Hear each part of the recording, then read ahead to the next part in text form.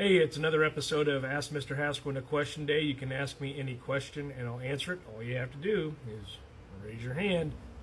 Sahara has asked me one of the more quirky and probably one of my favorite questions about Napoleon, and it's maybe a historical kind of thing, but is it true that Napoleon was once attacked by rabbits?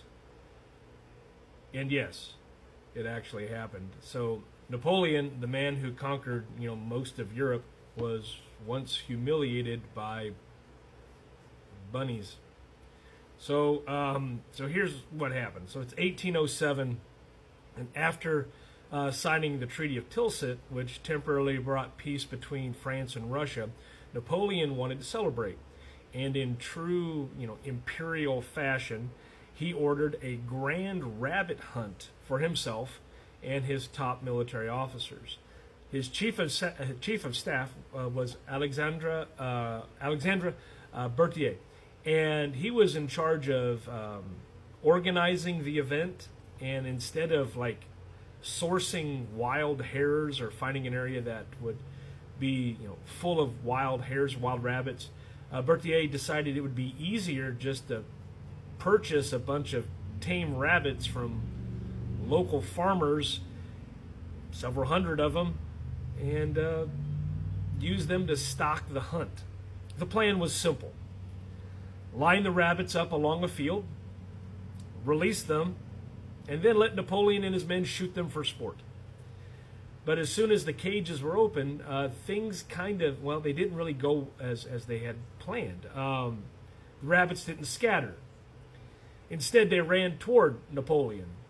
Dozens, then hundreds of these fluffy attackers started to swarm his legs and boots and even tried to climb up into his coat. Why? Because these rabbits were farm-raised. They were tame. They thought they were being fed. So they ran to the humans expecting treats and not a firing squad.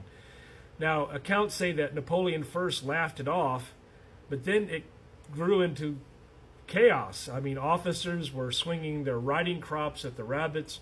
Napoleon tried escaping to his carriage only to have the rabbits still chase after him. One writer of the situation said it looked like a carrot-fueled revolution. So eventually they had to call off the hunt. Napoleon rides away, chased by the rabbits. You could assume that perhaps his military reputation had been bruised. He was an artilleryman. I guess he could have turned the cannons onto the rabbits. But yeah, so Sahara, the same man who conquered Austria and Prussia, was defeated by bunnies.